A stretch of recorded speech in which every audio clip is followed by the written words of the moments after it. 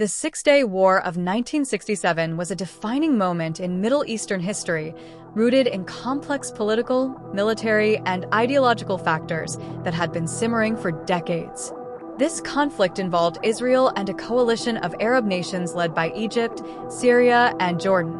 To understand how this war erupted, it is essential to explore the underlying causes, including territorial disputes, rising Arab nationalism, military alliances, and regional power struggles. The roots of the conflict can be traced back to the creation of the State of Israel in 1948, which led to the First Arab-Israeli War. Following Israel's establishment, hundreds of thousands of Palestinians were displaced, creating a refugee crisis that fueled resentment across the Arab world. The 1948 war ended with Israel's victory and its expansion beyond the borders allocated by the United Nations Partition Plan. Neighboring Arab countries refused to recognize Israel, and hostility persisted through the following decades. Throughout the 1950s and 1960s, Egypt emerged as a leading Arab power under President Gamal Abdel Nasser. His vision of Pan-Arabism aimed to unite Arab nations under a single political and military front. Nasser's rise coincided with Cold War dynamics, where the Soviet Union supported Arab states, while the United States aligned with Israel and some regional allies. The competition for influence in the Middle East intensified, adding an international dimension to the already volatile situation. One of the central points of contention was the Suez Canal, a vital waterway connecting the Mediterranean Sea to the Red Sea. In 1956, Nasser nationalized the canal, triggering the Suez Crisis.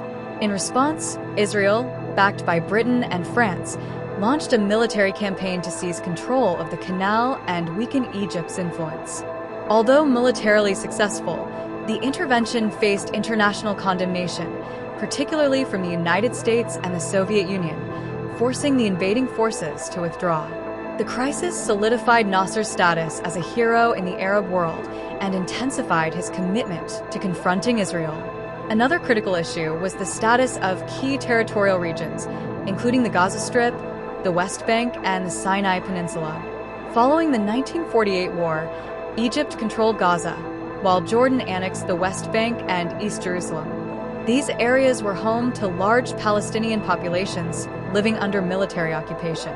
Palestinian resistance groups, particularly the newly formed Palestine Liberation Organization, PLO, launched cross-border attacks into Israel, prompting retaliatory strikes. Tensions escalated as skirmishes along Israel's borders became increasingly frequent and deadly. By the mid-1960s, Syria, ruled by the Ba'ath Party, also played a significant role in the build-up to war. The Syrian government supported Palestinian guerrilla operations against Israel and frequently clashed with Israeli forces along the Golan Heights. Water disputes over the Jordan River further strained relations, with Syria attempting to divert water sources crucial to Israel's agricultural development. These provocations intensified Israeli-Syrian hostility, making war seem inevitable. In 1967, a series of political and military miscalculations set the stage for open conflict. Egypt and Syria formed a military alliance, pledging mutual defense against Israel. In May 1967, Nasser ordered the withdrawal of United Nations peacekeeping forces stationed in the Sinai Peninsula, which had acted as a buffer between Egypt and Israel since the Suez Crisis. He then deployed tens of thousands of Egyptian troops into the Sinai and closed the Straits of Tiran, blocking Israeli shipping routes to the Red Sea. The closure of the Straits of Tiran was seen by Israel as a direct act of war. Israel had previously declared that such a blockade would be considered a casus belli, justifying military intervention. At the same time, Arab rhetoric reached a fever pitch, with Nasser and other Arab leaders calling for the destruction of Israel. Mass rallies in the Arab world cheered promises of liberation and revenge for the defeats of 1948 and 1956. Meanwhile, Israel found itself diplomatically isolated, as many Western nations hesitated to intervene directly. The Israeli government, led by Prime Minister Levi Eshkol, faced intense pressure to take preemptive military action. Israeli military leaders, particularly Defense Minister Moshe Dayan and Chief of Staff Yitzhak Rabin, advocated for a swift, decisive strike to neutralize the Arab threat before the combined forces of Egypt, Syria, and Jordan could launch a coordinated attack. The decision to strike was not taken lightly. Israel's leaders understood that a delay could allow the Arab coalition to strengthen its military capabilities and launch a devastating offensive. On June 5, 1967, Israel executed Operation Focus, a meticulously planned surprise airstrike targeting Egyptian airbases. Within hours, the Israeli Air Force had destroyed most of Egypt's air force on the ground, achieving air superiority that would prove decisive in the coming days. The outbreak of war was the culmination of years of territorial disputes, ideological confrontations, and military brinkmanship. The Six-Day War would reshape the Middle East, leaving a lasting legacy of conflict, occupation, and geopolitical realignment that continues to influence the region to this day. On June 5, 1967, Israel launched a preemptive strike against its Arab neighbors, marking the beginning of the Six-Day War. The Israeli government, faced with mounting threats from Egypt, Syria, and Jordan, made the difficult decision to act first. This decision came after Egyptian President Gamal Abdel Nasser mobilized troops into the Sinai Peninsula and closed the Straits of Tiran, cutting off Israel's vital shipping route to the Red Sea. With Arab armies amassing along its borders and international diplomatic efforts failing, Israel concluded that waiting for an Arab attack would be too risky. The Israeli military, led by Defense Minister Moshe Dayan and Chief of Staff Yitzhak Rabin, developed a bold and highly secretive operation aimed at neutralizing the overwhelming military advantage of the Arab coalition. The operation began with a surprise airstrike codenamed Operation Focus. At dawn on June 5th, Israeli fighter jets took off in waves from airbases across the country. The carefully planned assault targeted Egypt's air force, which was considered the most formidable in the Arab world. Israeli pilots flew low to avoid radar detection and struck Egyptian airfields with pinpoint accuracy. They targeted runways, grounded aircraft, and key military infrastructure. Within a few hours, Israel had destroyed more than 300 Egyptian planes, mostly on the ground, rendering Egypt's air force nearly powerless. Israel's air superiority proved to be the most decisive factor in the war. By eliminating the Arab air forces, Israel gained control of the skies, allowing its ground forces to maneuver without fear of aerial attacks. After neutralizing Egypt's air force, Israeli planes quickly turned their attention to the air bases of Jordan and Syria, inflicting similar destruction. By the end of the first day, Israel had secured total air dominance, ensuring that its military operations on the ground could proceed with minimal interference. On the ground, Israel launched a rapid and coordinated assault into the Sinai Peninsula, where tens of thousands of Egyptian troops were stationed.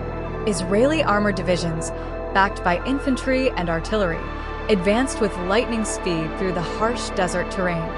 One of the key tactics employed was the use of rapid, deep penetration maneuvers that bypassed heavily fortified Egyptian positions, allowing Israeli forces to strike key command centers and disrupt enemy supply lines.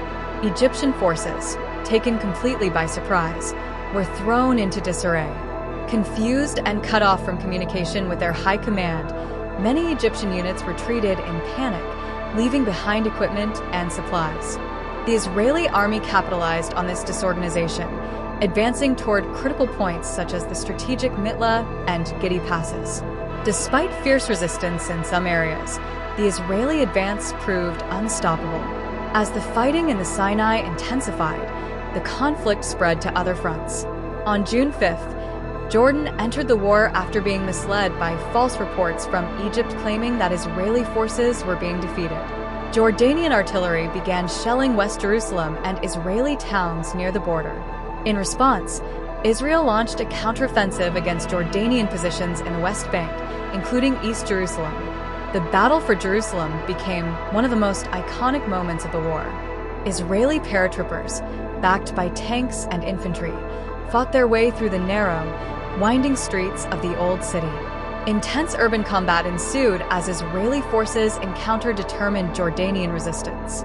After 2 days of fierce fighting, Israeli soldiers captured the Old City, including the Western Wall and the Temple Mount, deeply significant religious and cultural sites for Jews, Christians, and Muslims. The emotional scenes of Israeli soldiers praying at the Western Wall became one of the defining images of the war. Meanwhile, on the northern front, Syria intensified its attacks on Israeli settlements from the Golan Heights, a strategically important plateau overlooking northern Israel. For years, Syrian artillery had shelled Israeli farming communities in the Hula Valley, causing constant disruption and insecurity.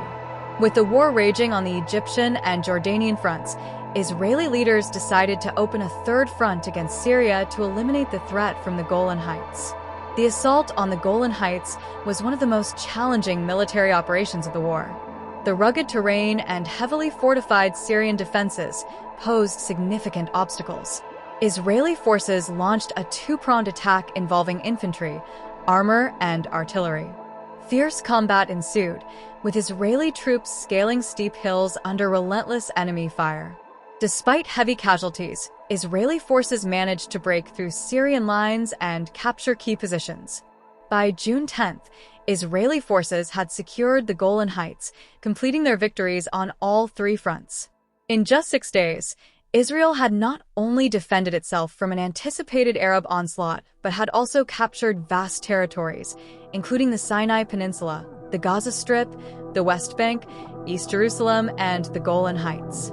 The success of the Israeli military campaign was attributed to several factors, including meticulous planning, superior training, innovative tactics, and the element of surprise. Israel's preemptive strike in the Six-Day War fundamentally altered the geopolitical landscape of the Middle East.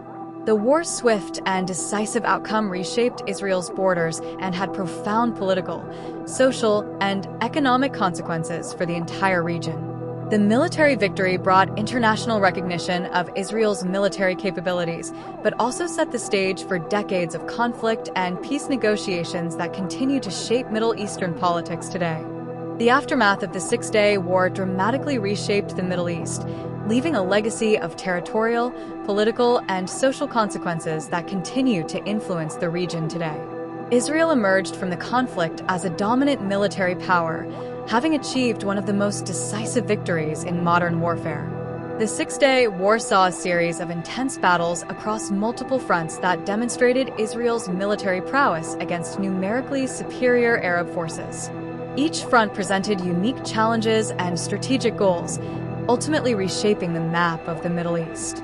The conflict's rapid pace, driven by well-coordinated Israeli offensives, led to decisive victories that stunned the world and changed the course of history. One of the most significant battles took place in the Sinai Peninsula, where Egyptian forces had heavily fortified their positions, expecting a prolonged conflict. After achieving air superiority by destroying the Egyptian Air Force on the war's first day, Israel's ground forces launched a massive offensive into the Sinai. The Israeli military strategy relied on speed, mobility, and surprise. Using armored divisions supported by infantry and air cover, they advanced along multiple axes, bypassing major Egyptian defensive lines while targeting command centers and supply routes. The Israeli offensive in the Sinai was marked by key engagements at the Mitla and Gidi passes, two critical choke points in the rugged desert terrain. Israeli troops faced stiff resistance as Egyptian soldiers mounted determined defenses in these heavily fortified areas. However, superior Israeli tactics, including encircling maneuvers and coordinated tank infantry assaults, overwhelmed Egyptian positions. Many Egyptian units, cut off from reinforcements and communications, abandoned their posts in a chaotic retreat toward the Suez Canal. As Israeli forces pushed deeper into the Sinai, they captured key cities such as El Arish and Sharm el-Sheikh. The capture of Sharm el-Sheikh was especially important, as it reopened the Straits of Tiran, restoring Israel's access to the Red Sea. By June 8th, Israeli forces had reached the Suez Canal, effectively securing the entire Sinai Peninsula. The scale of the Egyptian defeat was staggering, with thousands of soldiers killed, wounded, or taken prisoner, and vast quantities of military equipment captured or destroyed. Simultaneously, intense battles were unfolding on the Jordanian front. King Hussein of Jordan, having received misleading reports from Egypt that Israeli forces were suffering heavy losses, ordered his army to launch attacks on Israeli positions in West Jerusalem and along the West Bank. Jordanian artillery shelled Israeli neighborhoods in Jerusalem, causing civilian casualties and significant damage. In response, Israel launched a full-scale counteroffensive to neutralize the Jordanian threat and secure vital territory. The battle for Jerusalem became one of the most iconic and emotionally charged episodes of the war. Israeli paratroopers, supported by armored brigades, launched a determined assault to capture the eastern part of the city, including the Old City and its religiously significant sites. The fighting was fierce and took place in densely populated urban areas, where Jordanian forces used fortified positions and sniper fire to slow the Israeli advance. One of the key engagements occurred at Ammunition Hill, a strategic Jordanian military outpost overlooking key roads into Jerusalem. Israeli forces faced a brutal uphill battle under heavy fire. The combat at Ammunition Hill was characterized by close-quarters fighting, with soldiers engaging in hand-to-hand combat in narrow trenches and fortified bunkers. Despite suffering heavy casualties, the Israeli troops succeeded in capturing the hill, paving the way for the final push into the Old City. On June 7th, Israeli forces breached the Old City's defenses through the Lion's Gate. In a dramatic moment etched into history, Israeli paratroopers reached the Western Wall, where they celebrated their victory with prayers and tears of joy. The capture of East Jerusalem resonated deeply in Jewish, Christian, and Muslim communities worldwide, given the city's profound religious significance. Israel's Prime Minister Levi Eshkol later declared the reunification of Jerusalem under Israeli control, a move that remains a central issue in the ongoing Israeli-Palestinian conflict. Meanwhile, fighting escalated on the northern front with Syria. For years, Syria had used its control of the Golan Heights to shell Israeli farms and settlements in the Hula Valley, causing severe disruptions and endangering civilians. With the war progressing successfully on the Egyptian and Jordanian fronts, Israel decided to launch an offensive against Syrian positions in the Golan Heights to eliminate this persistent threat. The Golan Heights presented formidable challenges due to its rugged, mountainous terrain and well-fortified Syrian defenses. Israeli forces faced steep hills, heavily mined fields, and entrenched artillery positions. The operation required meticulous planning, daring maneuvers, and coordinated assaults involving infantry, armor, and air support. On June 9th, Israeli troops launched a two-pronged assault, scaling the Golan's treacherous slopes under intense enemy fire. The fighting was fierce and involved brutal clashes in heavily fortified Syrian strongholds such as Tel Fakr and Tel Azazia. Despite suffering significant casualties, Israeli units pushed forward, using artillery barrages and close air support to break through Syrian defenses. By June 10th, Israeli forces had captured the Golan Heights, securing the region and ending Syrian shelling of Israeli settlements. The capture of the Golan Heights provided Israel with a strategic advantage, as the elevated terrain allowed for better surveillance and defensive positioning. The operation demonstrated the resilience and determination of the Israeli military despite facing overwhelming geographical and defensive challenges. The six-day war ended with a stunning Israeli victory on all fronts. In just 6 days, Israel had defeated the combined forces of Egypt, Jordan, and Syria, capturing vast territories that tripled its size. These included the Sinai Peninsula, the Gaza Strip, the West Bank, East Jerusalem, and the Golan Heights. The speed and effectiveness of Israel's military campaigns shocked the world and became a benchmark in modern military history. The consequences of the war extended far beyond the battlefield. The territorial gains gave Israel strategic depth and new security buffers, but also created complex political and humanitarian challenges. The occupation of the West Bank and Gaza brought millions of Palestinians under Israeli control, sparking decades of conflict, resistance, and international controversy. Additionally, the annexation of East Jerusalem remains a contentious issue in the Israeli-Palestinian peace process. The Six-Day War was a testament to Israel's military strategy, tactical innovation, and preparedness. Its success was built on precise intelligence, surprise attacks, and the effective coordination of air, ground, and naval forces. However, the war's long-term impact reshaped the Middle East, sowing the seeds for future conflicts, including the Yom Kippur War of 1973 and ongoing struggles over territory, security, and sovereignty. The war's legacy endures as one of both military triumph and enduring political complexity. However, its territorial gains created long-lasting disputes, intensified the Arab-Israeli conflict, and set the stage for future wars and diplomatic negotiations. At the war's conclusion on June 10, 1967, Israel controlled significant new territories, including the Sinai Peninsula and Gaza Strip from Egypt, the West Bank and East Jerusalem from Jordan, and the Golan Heights from Syria. These territorial acquisitions tripled Israel's size, giving it greater strategic depth and improved defensive positions. The Sinai Peninsula served as a buffer zone against potential Egyptian invasions, while the Golan Heights provided a vantage point that reduced Syria's ability to shell northern Israel. The capture of East Jerusalem, including its religious sites, had deep cultural and historical significance for the Jewish people and became a defining symbol of Israel's national identity. The immediate aftermath of the war saw Israel grappling with how to manage its newly acquired territories. The West Bank and Gaza Strip, home to large Palestinian populations, became central points of contention. Israel now controlled millions of Palestinians, many of whom had fled or been displaced during the 1948 Arab-Israeli War. The occupation of these territories created a humanitarian crisis, with thousands of Palestinians living in refugee camps under Israeli military rule. The international community, particularly the United Nations, expressed concerns about the treatment of Palestinian civilians and the legal status of the occupied territories. In response to the war's outcome, the Arab world faced a profound sense of humiliation and defeat. Egypt, Syria, and Jordan had suffered catastrophic military losses, with thousands of soldiers killed, wounded, or captured, and significant amounts of military equipment destroyed. The psychological impact of the war was immense, shaking the foundations of Arab nationalism and tarnishing the reputations of key Arab leaders, particularly Egyptian President Gamal Abdel Nasser. He offered to resign, but mass protests in Egypt compelled him to remain in power. Nevertheless, his influence waned as the dream of a united Arab front against Israel appeared shattered. The war also prompted a shift in Arab political and military strategies.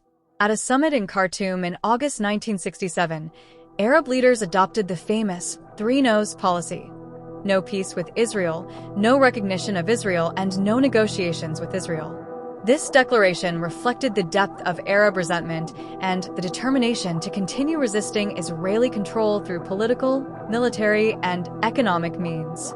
The Palestinians, feeling abandoned by Arab states, took matters into their own hands.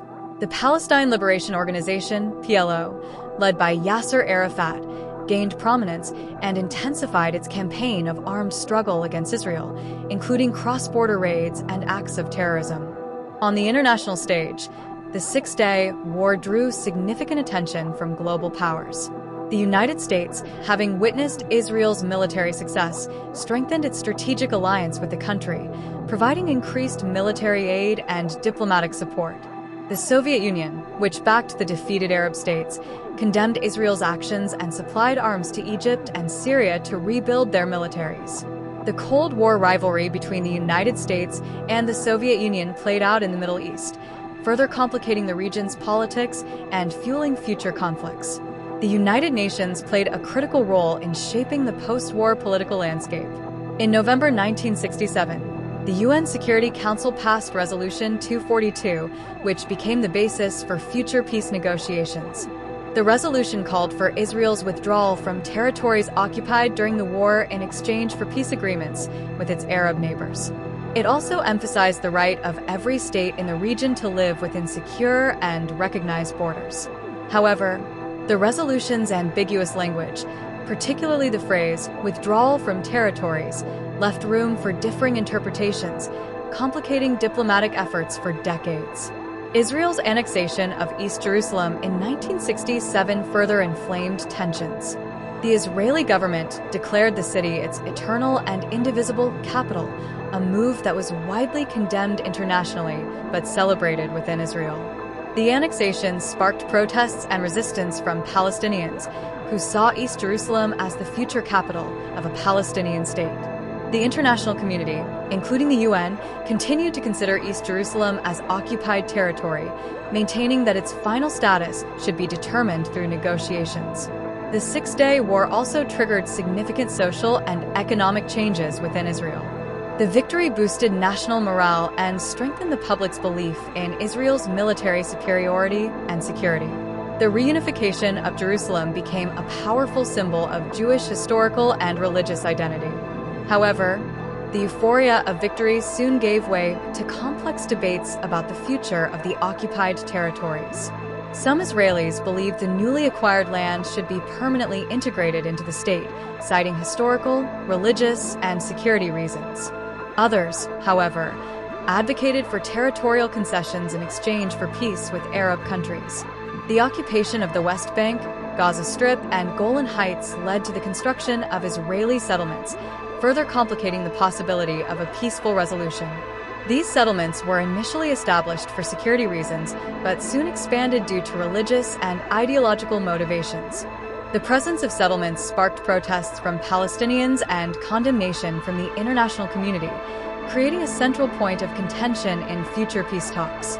The war's long-term consequences extended beyond the immediate geopolitical and territorial changes.